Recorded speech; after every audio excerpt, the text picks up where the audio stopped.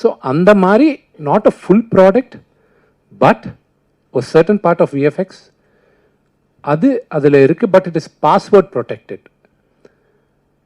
But any password protection is not 100%. 99% they are safe. And the 1% doubt இருக்கு.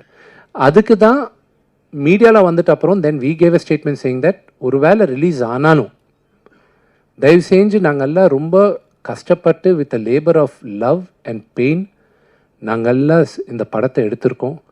ஒரு வேளை league ஆனாலும் தயவு செஞ்சு யாருமே இதில் என்கரேஜ் பண்ணாதீங்க. எதுக்குன்னா சினிமா பார்க்குறதெல்லாம் மூவி லவர்ஸ்.